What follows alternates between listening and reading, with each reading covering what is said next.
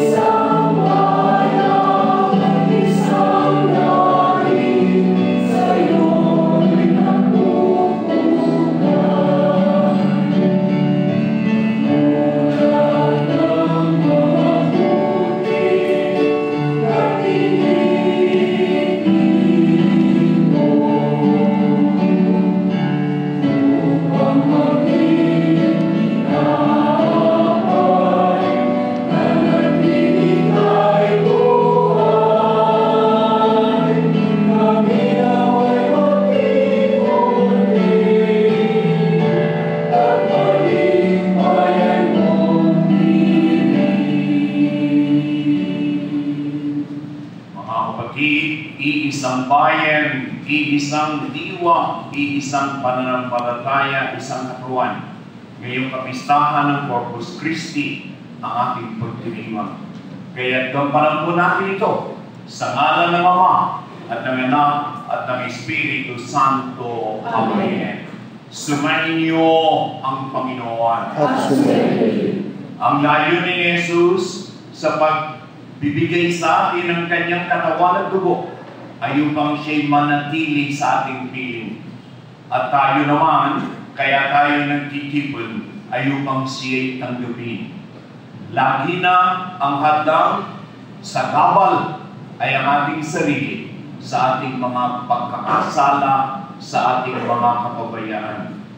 Kaya kung paano tayo, mga kapatid ko, ay bininyagan, hinugasan sa kasalanang mana, ngayon, unang linggo ng buwan, sa ating pagtitipon, muli nating sasariwain na tayo mga hinugasan na tayo nangangailangan pa rin magtika kasalanang nagawa pagsisihan.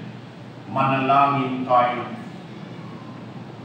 Ama naming mga pangyarihan, niloob mo pong sa tubig na bukal ng buhay at tagapagdulot ng kalinisan, ang kalooban namin magkamit ng kadalisayan at ang iyong buhay na itinibigay sa mga hinirang ay tanggapin ng tutuhanan.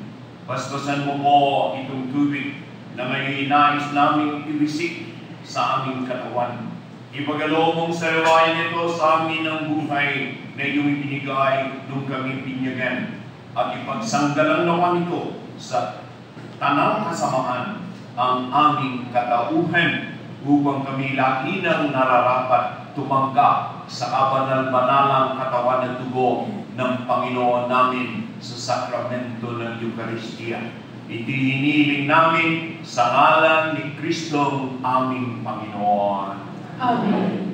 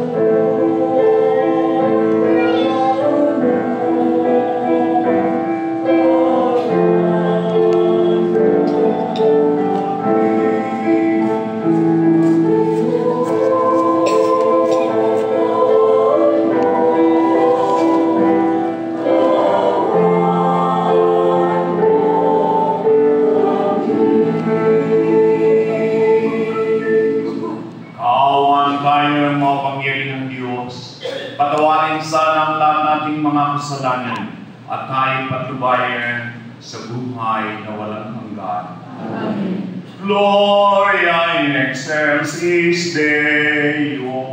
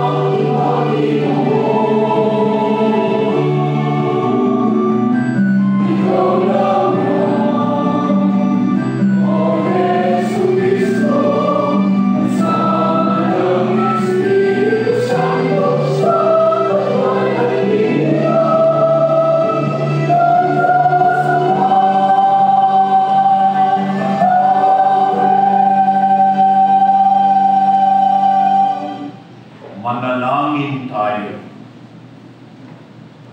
Ama naming makapangyarihan, sa puso po ng iyong anak na nasugatan dahil sa aming mga kasalanan, minarapat mong kami magkamit ng kayamanang walang kupas kailanman, dulot ng iyong maawaing pag-ibig na sa amin nag-umapaw. Sa timtim naming pagsamba sa kanyang kadakilaan, kami naway makapaghandog ng marapat ng pagpaparangal sa pamamagitan niya kasama ng Espiritu Santo, Diyos magpasawalang hanggan. Amen. Pagbasa mula sa aklat ng Exodo. Noong mga araw na iyon, lahat ng iniutos ng Panginoon ay sinabi ni Moises sa mga Israelita. Ang mga ito naman parang iisang taong sumagot. Lahat ng iniutos ng Panginoon ay susundin namin. Isinulat ni Moises ang lahat ng utos ng Panginoon. Kinabukasan, maagang-maaga siyang nagtayo ng altar sa paanan ng bundok. Nagtayo rin siya ng 12 bato na kumakatawan sa 12 lipi ni Israel. Pagkatapos, inutusan niya ang ilang kabataang lalaki na magdala sa altar ng mga handog na susunugin. Sila rin ang inutusan niyang pumatay ng mga hayop na gagamiting handog sa pakikipagtipan sa Panginoon. Ang kalahati ng dugo ng pinatay na hayop ay inilagay niya sa malalaking mangkok at ang kalahati ibinuhos niya sa altar. Kinuha niya ang aklat ng tipan at binasa ng malakas. Sabay-sabay namang tumugon ang mga Israelita. Susundin namin ang lahat ng utos ng Panginoon. Pagkatapos, kinuha ni Moises ang mga mangkok ng dugo at minisikan ang mga tao. Sinabi niya, ang dugong ito ang siyang katibayan ng pakikipagtipang ginawa sa inyo ng Panginoon sa pagbibigay sa inyo ng kautosang ito. Ang salita ng Diyos. Salamat sa Diyos.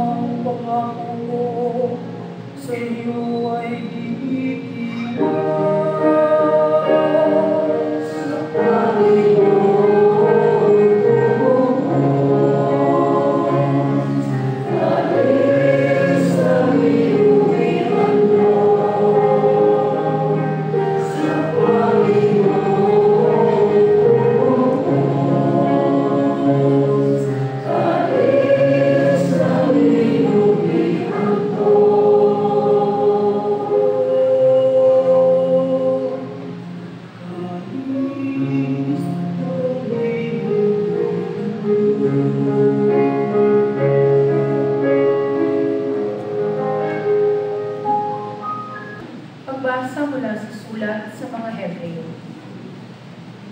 Mga kapatid, dumating na si Kristo ang dakilang saserdote ng bagong tipan.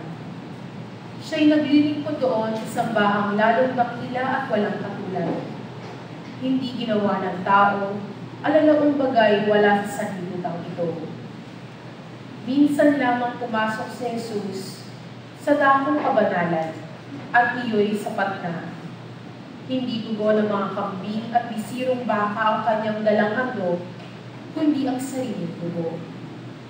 Sa kapagpapatawad ng mga kasalanan natin. Ang dugo ng mga kambing at mga toro at ang abo ng dumalagang baka ay ibinisik sa mga taong itinuturing na marumi. Sa gayon, sila'y nagiging malinis ayon sa kautusan. Ngunit, hindi higit na di hamak ang magagawa ng dugo ni Kristo. Sa pamamagitan ng walang hanggang Espiritu ay inialay niya sa Diyos ang kanyang sarili na walang kapintasan. Ang kanyang dugo ang lumilinis sa ating puso at isip upang talikdanan natin ang mga gawang walang kabuluhan at paglingkuran ang Diyos na buhay. Ang salita ng Diyos. Salamat sa Diyos. Magsitayo po tayo.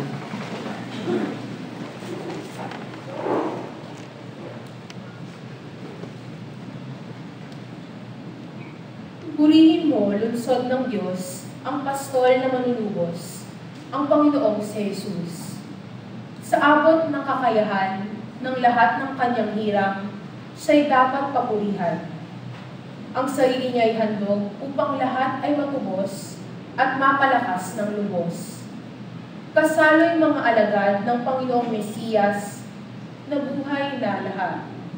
Siya'y dapat na handugan ng papuri at karangal ng lahat ng kanyang hirang. Ngayon ating bumitain ang huling hapunang bilin ng Panginoon sa atin. Dito naganap ang tipan na bago at walang hanggan sa kaligtasan ng tanan. Ang kasunduang matanda humantong sa pasinaya ng hain niyang inihanda. Pagkain mula sa langit, ngayon hain sa daigdig, handog na kaibig-ibig, kailan may di masasaid. Paghahai inilahad nang ialay si Isaac, ang korderong nagliligtas, ang mana na nagsilikas. Pastol naming mapagmahal, kami iyong kaawaan, gawing dapat makinabang sa pagkain iyong alay, hanggang langit ay makampal. Magagawa mo ang lahat upang tanan ay maligtas, akayin mo sa iyong hapag, lahat kami iyong alagad, sa buhay mo walang wakas.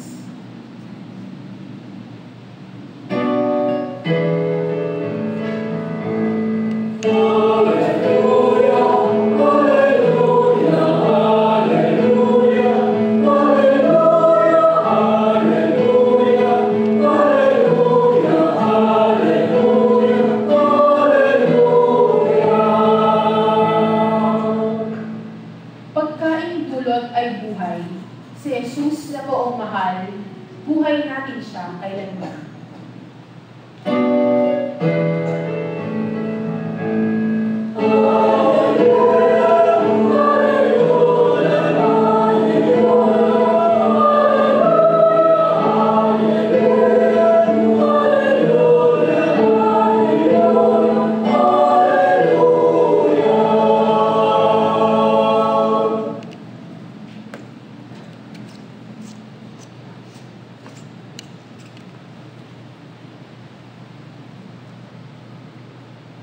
Sumainyo ang Panginoon. At sumainyo. Pagbasa sa banal na Ebanghelyo ayon kay San Marcos.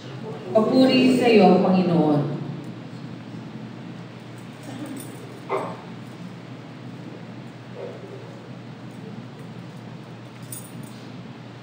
Unang araw ng pista ng tinapay na walang levadura, araw ng pagpakain ng kordero para sa Paskwa.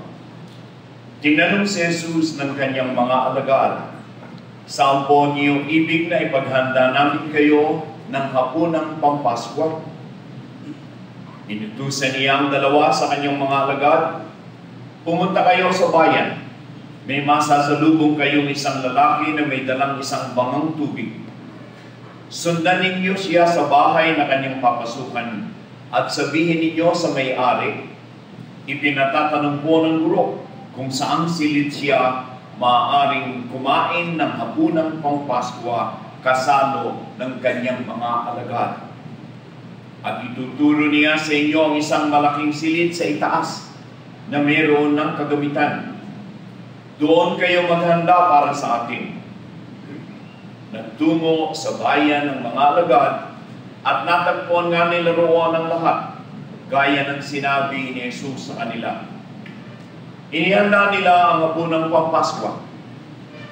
Samantalang sila'y kumakain, dumampot ng tinapay si Jesus at matapos magpasalamat sa Diyos ay kanyang pinaghati-hati at ibinigay sa mga alagad. Kunin ninyo, ito ang aking katawan, wika niya.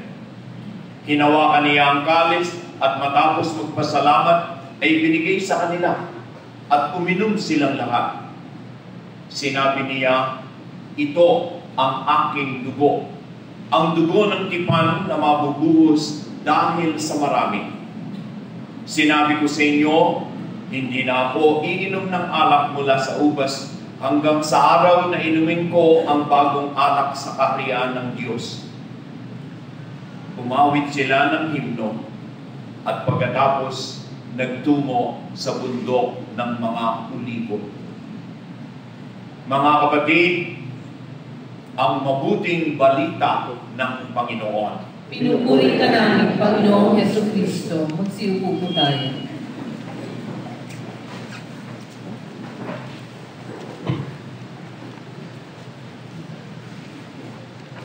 Napansin ko ba ninyo kung gaano kadetalyado yung habili ni Jesus? Pumunta kayo sa bayan, may makakasalubong kayong lalaking may dalang banga ng tubig. Sa bahay na kanyang papasukan, sabihin ninyo sa may-ari, ipinatatanong po ng guro, saan silid pwede siyang kumain ng hapunang pangpaskwa kasalo ang kanyang mga alagad. Tuturo niya sa inyo, sa itaas, ang isang malaking silid, naroon na ang mga gamit, may mga gamit doon. Ito'y tanging sa Ebanghelyo ni San Marcos mababasa. At alam po ba ninyo kung bakit?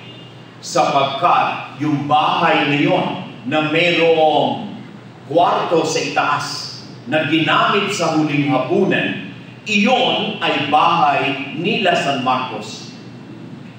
Si Marcos ang anak na lalaki ng may-ari ng bahay na kaibigan ni Jesus.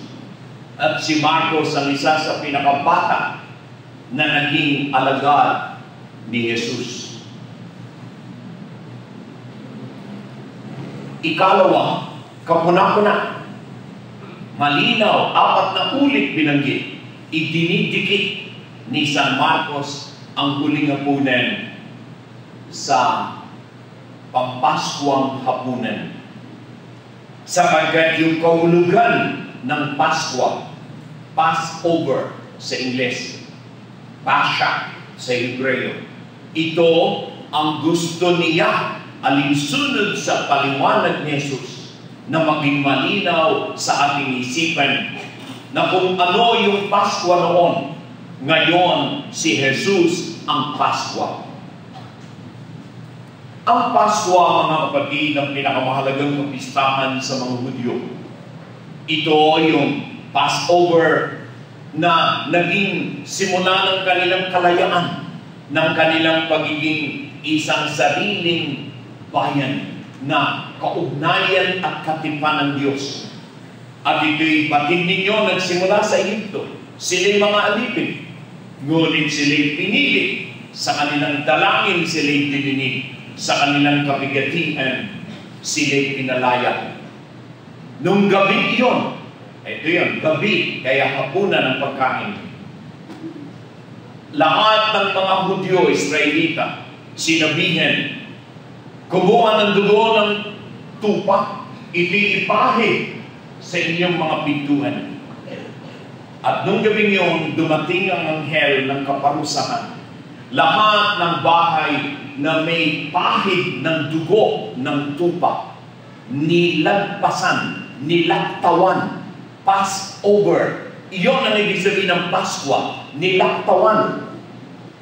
Sapagkat ang walang pahid ng dugo ng tupa, pinasok ng kamatayan. Ang ikalawang kahulugan ng Paskwa, Passover, mula sa Ehipto kung saan sila'y maraming taong mga alipin. Sila'y lumagpas, sila'y lumipat sa kalayaan. Sila'y tinakay ni Yahweh doon sa ilang tungo sa bayan na sa kanilang ipinangako sa lupang hinirang. Kung kaya't itong Paskwa, itong Passover, ito ay katulad ng Independence Day ng mga Israelita. Ito ang kanilang Foundation Day. Ito ang pinakamahalagang kapistahan. Kaya lahat hanggat maaari nagtitipon sa Jerusalem upang doon ito ipagdiwang sama-sama. Ang ginawa ni Jesus, ito'y kanyang binagong lahat. Bilang Hudyo, ito'y kanyang ipinagdiwang. Narinig natin kung paano sila naganda. Ngunit nang sila'y naghahapunan na, saan sila naghapunan? Sa upper room. Yung silid sa itaas na binanggit, malaking silid, may mga kagamitan na doon. Alam na alam ni San Marcos, bahay nila yun. Iyon yung sinakel sa English. Upper room, sinakel. Sa ating mga Pilipino, iyan yung sinakulo. Yung sena. Alam natin sa salitang merienda sena. Kayo magmimerienda na huli na sa hapon, mabigat na merienda, kaya merienda sena. Meriendang panghapunan sapagkat sena hapunan. Kaya yung senaculum, iyon yung silid na ginamit na panghapunan. Yun ang etymology ng salitang sinakel, sinakulo, upper room. Yung palabas natin sa mahal na araw na tinatawag nating sinakulo. Kaya tinawag na sinakulo yun. Yung original version ng drama ay nagsisimula sa huling hapunan. Kung kaya yung buong drama, pinamagatang sinakulo. Pero nawala yun, hindi yun alam ng mga tao na iyon pala ang origin ng salitang sinakulo. Sinakulum, sinakel, upper room, used for supper. Ayon. Ngunit, balik tayo. Nang sila'y naghahapunan na, nang damputin ni Jesus ang tinapay na bahagi ng hapunan, ito'y kanyang binigyan ng bagong kahulugan. Ito ngayon ay hindi na tinapay lamang. Sinabi niya, kunin ninyo, kainin, ito ang aking katawan. Ang katawan ni naman ay siya. Tayo hindi pwedeng hiwalay. Pag ihiniwalay tayo sa katawan natin, patay na tayo. Tayo ang aking katawan. Nang sabihin ni Jesus, katawan ko ito, ako ito, siya yun. Kunin ninyo, pagtanggap ninyo, ako ang tinatanggap ninyo. At ano ang layunin ko? Bakit tinapay ang pinili ko na maging tanda ko? Sapagat na parito ako upang kayo bigyan ng buhay. Ang tinapay, pagkain kailangan sa buhay. Ito ang aking tanda. Ito ang aking simbolo. Ito ang aking sakramento. Ayun. Later on, sa development ng ating lingwahe, ang tawag natin diyan ay sakramento. Tanggapin ninyo. Pag tinanggap ninyo ito, ako ang tinatanggap. At pag tinanggap ninyo ako, ang layunin ko ang matutupad. At ito'y ang pagkalooban kayo ng buhay. Ito ako, tanggapin ninyo. At ito ang kanyang inihabilin. Gawin ninyo ito. Hanggang sa katapusan ng panahon, sa kagat ito ang paraan na ako'y mananatili sa inyong piling. Ito ang paraan na ako'y mananatiling nagbibigay sa inyo ng buhay. Ito ang paraan na kayo hanggang sa katapusan ng panahon ay tumatanggap mula sa akin nang ako lamang ang makapagbibigay. Itinalaga ng langit, ako ang tagapamagitan, mediator. Ako ang tagapagligtas. Ako ang buhay, ang katotohanan, at ang daan tungo sa Ama. Ako, ito, ako. At nang dumating siya doon sa second part, yung pag-inom,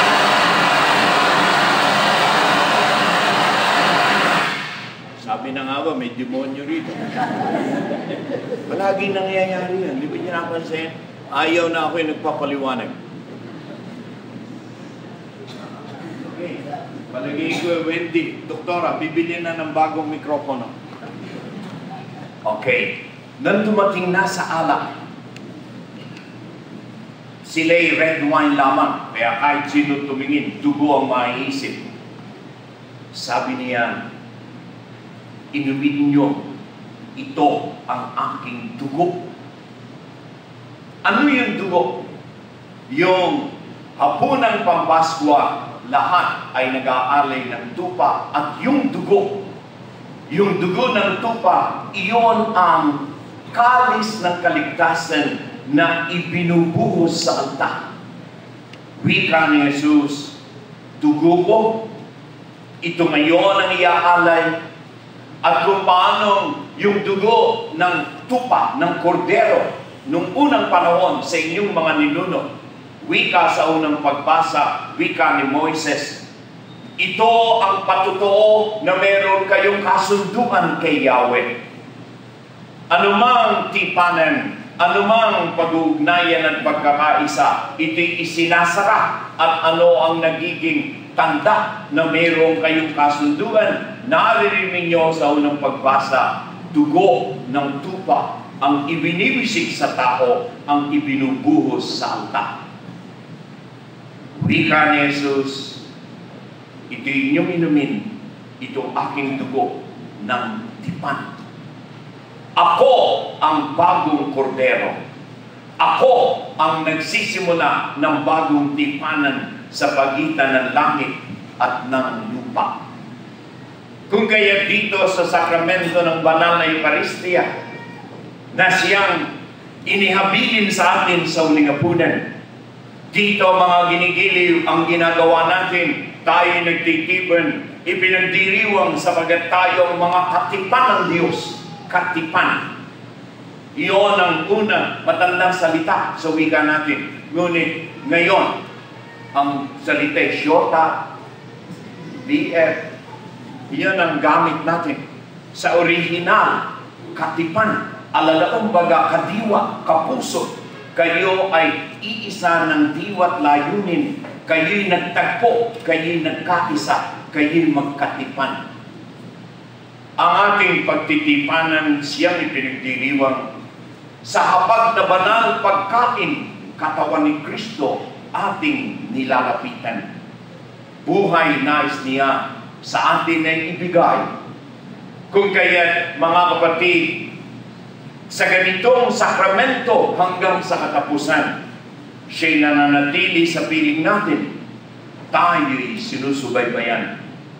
Ngunit kalungkot-lungkot, hindi lahat na nagsisimba, dumudulog, tumatanggap. Bakit? Hindi nakahanda.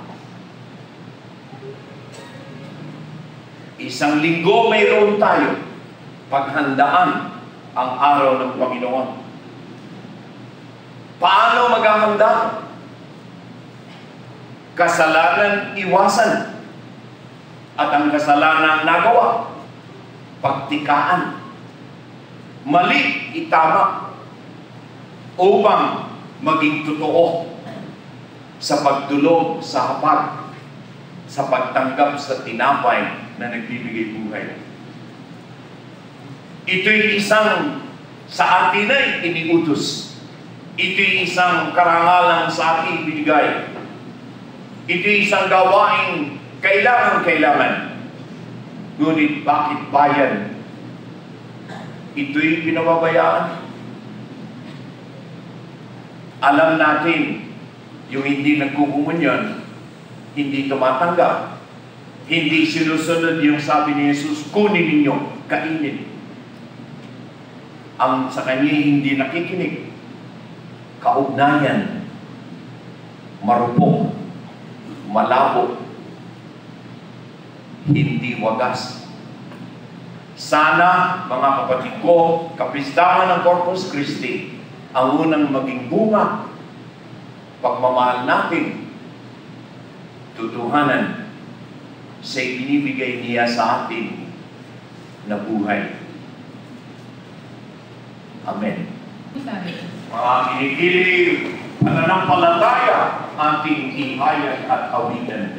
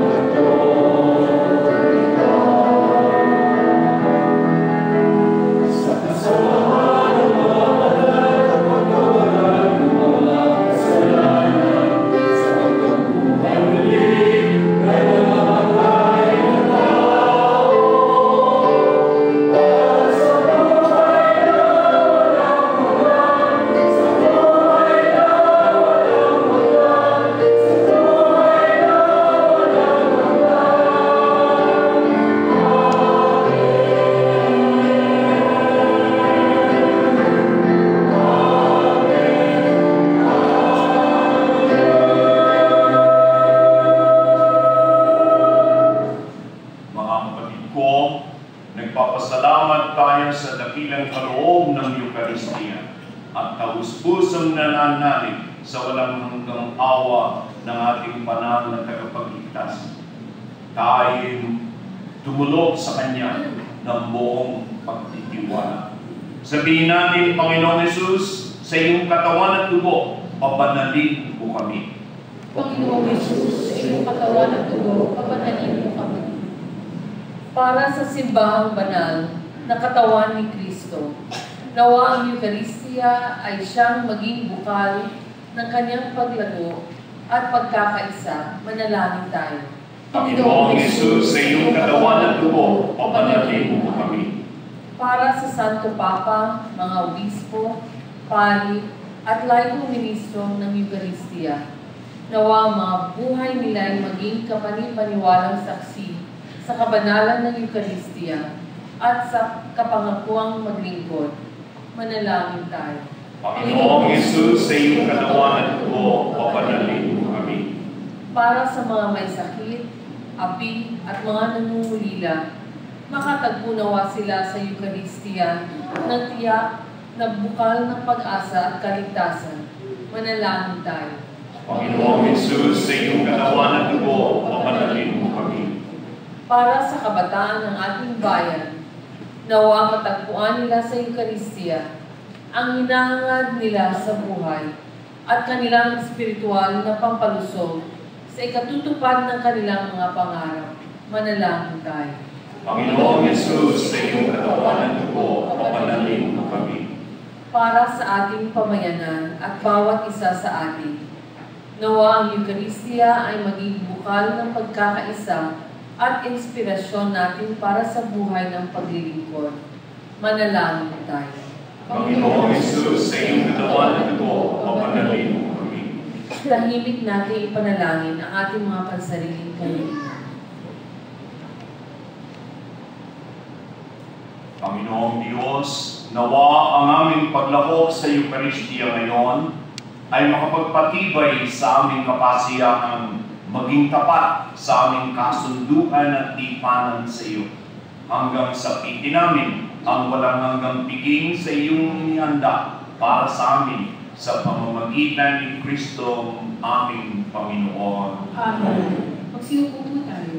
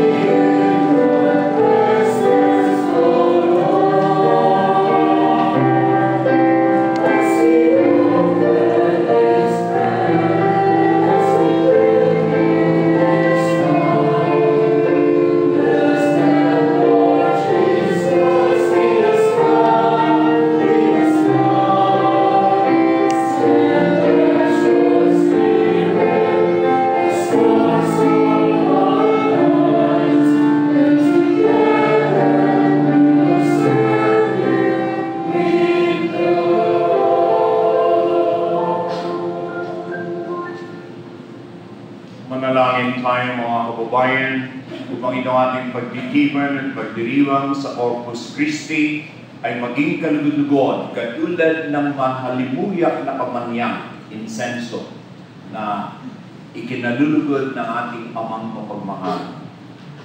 Tanggapin nawa ng Panginoon itong pag-aayos sa iyong mga kamay, sa kapurihan niya at karangalan sa ating kapakinabangan at sa buong sambayanan niyang banal.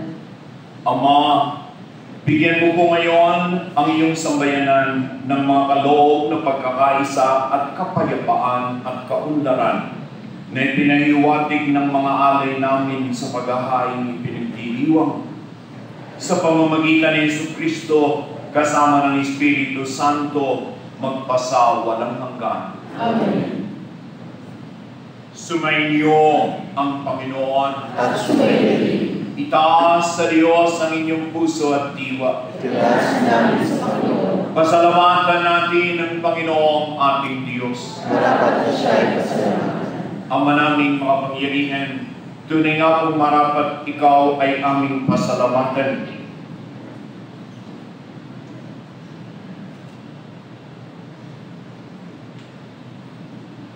Sa pamamagitan ni Jesucristo na sa aming binigay, katawan niya at dugo.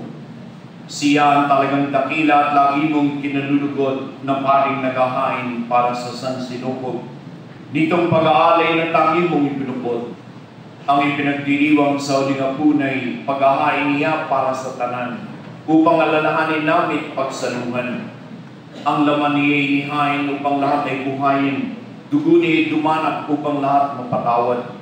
Kaya kaysa ng mga anghel na nagpupuri sa iyong walang magpaig sa kalamitan, kami po dito sa EDSA Shrine ay nagbubunyi sa iyong kadakilaan.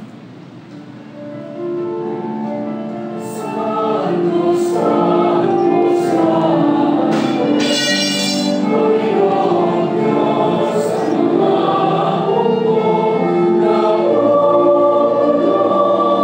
langit at lupa, ang kadakilaan mo. Hosana, Hosana sa kaligtasan.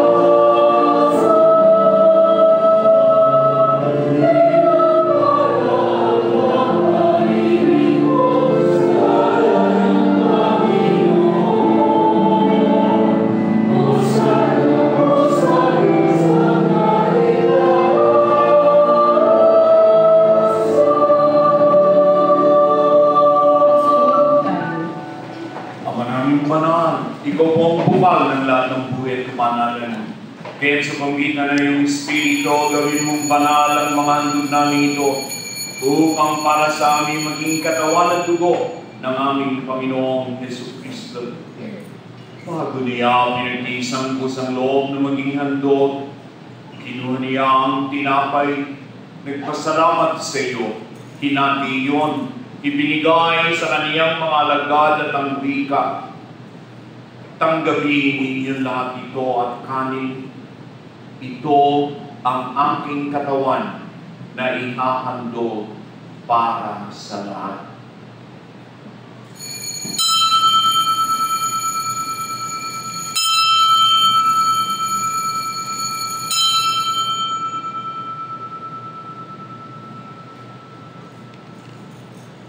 Kaya hindi naman matapos ang mapunan, kinuha niya ang kalis na may alak. Muli nagpasalamat sa iyo at ibinigay yon sa mga kaibigan at ang wika. Tanggapin ninyong lahat ito at inumin. Ito ang kalis ng aking dugo, dugo ng bago at walang hanggang tipan, na para sa inyo at para sa lahat ay bubuhos sa ikapagpapatawad ng mga kasalanan. Gawin niyo ito sa pag-alaala sa akin.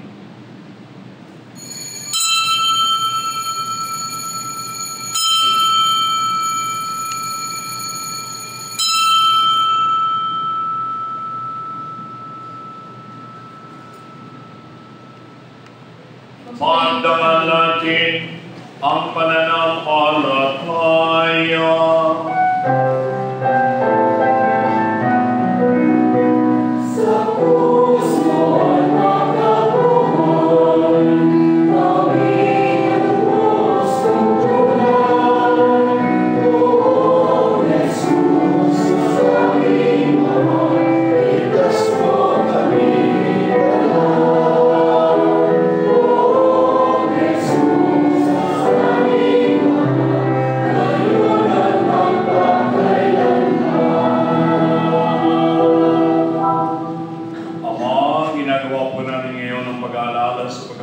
po yung buhay ng iyong anak. Kaya inyalay namin sa iyo ang tinapay na nagbibigay buhay at ang kalis na nagkakaloob ng kaligtasan. Kami po yung papasalamat dahil kami yung minarapat ngayong kapistahan ng Corpus Christi, mag-alay, magdiwang sa iyong harap. Sinasamo namin na kaming tatanggap ng katawan at dugo ni Kristo, ipagpalain lahat ng Espiritu Santo. Ama, lingapin mo po ang iyong Santa Iglesia ang laganap sa buong daigdig. Busbusin mo kaming lahat sa pag-ibig at pananampalataya. Kay isa ni Francisco naming Papa, ni Luis Antonio naming Obispo, at ng tunang kaparian, lalo na po yung matatanda na at may karamdaman pa. Alalahanin mo rin mga kapatid namin lain-lain na may pag-asang isa rin muling mabubuhay, gayon ng lahat ng mga pumanaw. Kawan mo sila at patuloyin sa iyong kaliwanagan. Kawan mo at pagindapating kaming lahat na makasalo sa iyong buhay na walang wakas. Kaysa ng mga Biring Maria, Ina ng Diyos, kaysa ni San Jose na kanyang kabiyak, kaysa ng mga apostol at lahat ng mga banal, may pag-iwang nawa naming lagi ang pagpupuri sa ikararangal mo sa pamamagitan ng iyong anak na iniaalay namin sa iyo. Sa pamamagitan ni Kristo, kasama niya at sa Kanya, o Diyos Amang mga pangyarihan, ikaw ay pinupuri at pinagdarangan, kaysa ng Espiritu Santo, magpasa walang hanggan.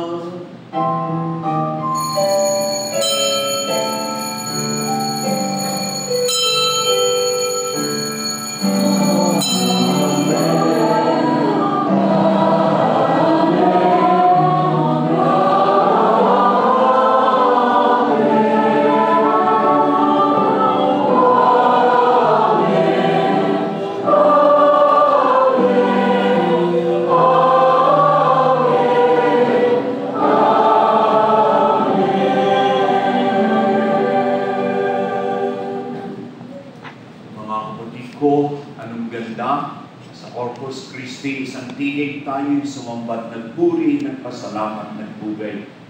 Ngayon tayo inanyayahan dumulog sa banal na kapat. Buong buhay niya ay ating tanggapin. Bago natin ito gawin, lahat dasalin, awitin ang Ama namin.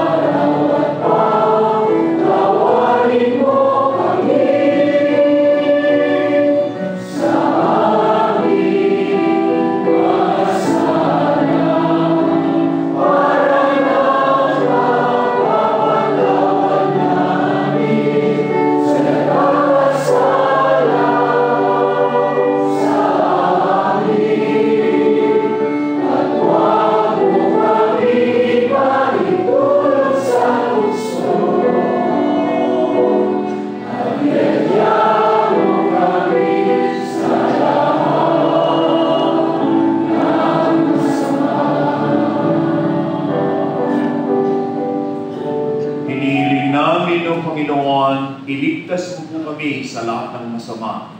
Pagloobin mo kami ng kapayapaan, pagkakaunawaan, kagalakan sa aming mga tahanan, sa aming sambayanan. Ilayo mo po kami sa lahat ng ligalig at karahasan. Samantalang hinihintay namin ang masayang pagbabalik ni Yesu Kristo, aming manunubos. Sapagkat sa iyong kaharian,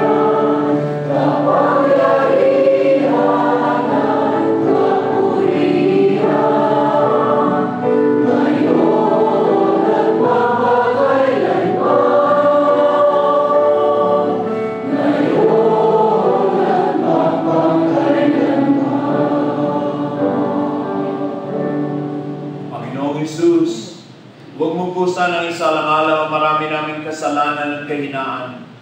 Pagkos ang tignan mo po yung pananampalataya ng buong Santa Iglesia. Pagilooban mo kami ng kapayapaan, pagkakaisa, pagbabago, kaunlaran, ayon sa ikasisya ng iyong kalooban, nabubuhay ka nagahari, magpasa walang hanggan. Amen. Ang kapayapaan ng Panginoon ay laging sumainyo. At sumainyo. Mga kinikilig atin ang biyaya ng Diyos kung tayo laging bukas puso sa isa't isa, nagmamahalan. Magbatihan po tayo.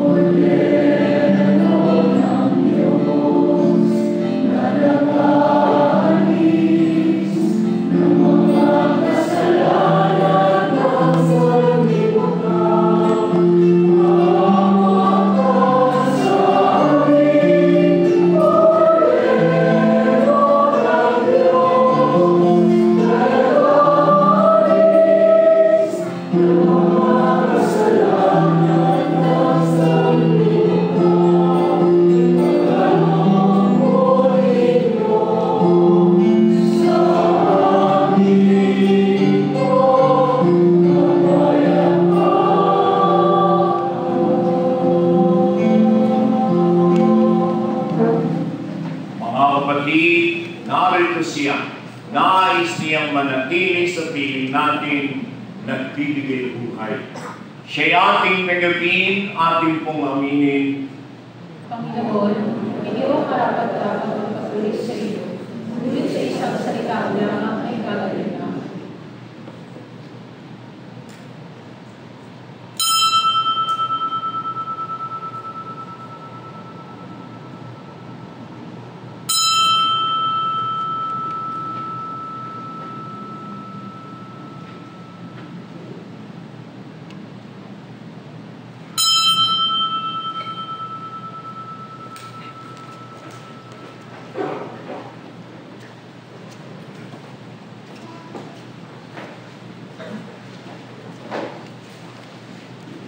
Para sa kaayusan ng komunyon, sisimulan natin ang pagbigay ng komunyon sa mga nakaupo sa unang hating ng upuan at sunod-sunod na hanggang sa hulihan. Nakaupo at nakatayuan tayo ng mga ushers na gagabay sa atin. Sa mga hindi nakasunod sa dress code ay mga shawls on ay paghihiram at ibalik na lamang po sa ushers pagkatapos ng umanggap ng komunyon. Salamat.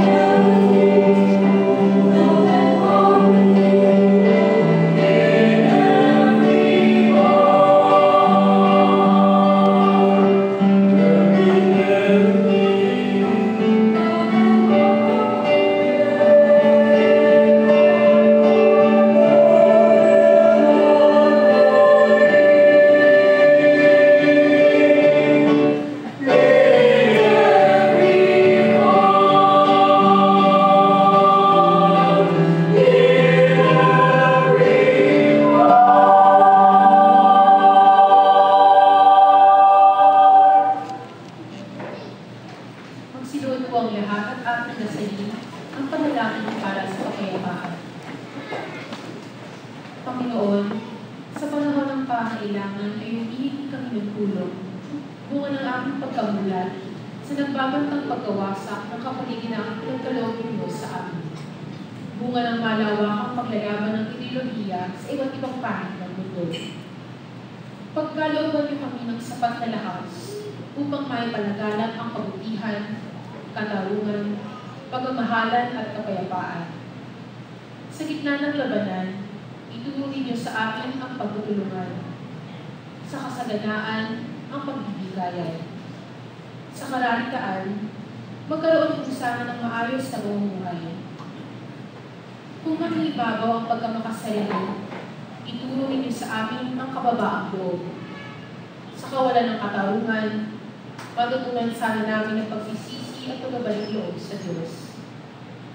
Kung hindi pagkakaunawaan, magkaroon po sana ng pagkakasundo at pagkakaisa. Sa kawalan ng pag-asa, maihati po sana namin ang mabuting balita.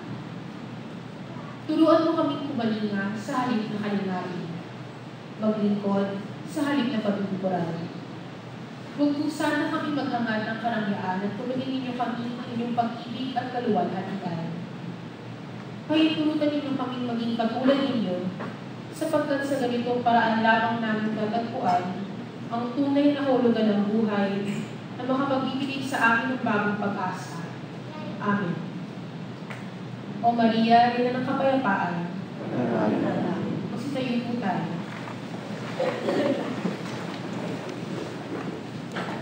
Manalangin tayo. Panginoong Jesucristo, hinihiling po namin kami gawin mong makasalo ng lubusan sa bunga ng banal na pakikinabang sa iyong buhay na idinudulot sa piging ng pagkakain ng iyong katawan tugong banal kasama ng Espiritu Santo magpasa walang hanggan. Amen. Sandali po namin hinihiling ang inyong pansin. Inaanyayahan po ang lahat ng mag-aaral sa isang Mass of the Holy Spirit o Students' Mass na gaganapin sa 14 ng Hunyo, Linggo, alas 9:30 ng umaga. Ang banal na misang ito ay iniaalay upang hingin ang patnubay ng Espiritu Santo sa pagharap ng mga mag-aaral sa panibagong hamon ng buhay eskwela. Ang lahat ng mag-aaral ay bibigyan ng natatanging pagbabasbas pagkatapos ng misa. Hinihikayat ng mga mag-aaral na dumating na suot ng kanilang mga uniforme sa paaralan. Tatanggap din po ang EDSA Shrine ng tulasyon tulad ng lapis, ballpen, notebook, writing pad, crayon at iba pa para sa tulay ng Kabataan Foundation. Maaari pong dalhin ito sa tanggapan ng EDSA Shrine o sa araw ng Students' Mass. Ang Lectors and Commentators Ministry ng EDSA Shrine ay naghahanap ng mga bagong lectors na nais maglingkod sa ating Panginoon sa pamamagitan ng paghahayag ng salita ng Diyos. Sa mga interesado, maaari pong lapitan ang sino mang lector pagkatapos ng misa. Iniaanyayahan din po ng ating koro ngayong umaga, ang Pastor C, ang sino mang nais maglingkod sa pag-awit ng misa sa EDSA Shrine. Maaari lamang po makipag-ugnayan sa kahit sinong membro nila. Maraming salamat. Sumainyo ang Panginoon. Pagpalain kayo at ang inyong mga pamilya na ating mga bagong Diyos, ng Ama at ng Anak at ng Espiritu Santo. Amen. Mga ginigilid sa banal na misa, tayong lahat ay pinagpala, humayo, abangan, paghandaan ang susunod na pagdiriwang. Salamat sa Diyos.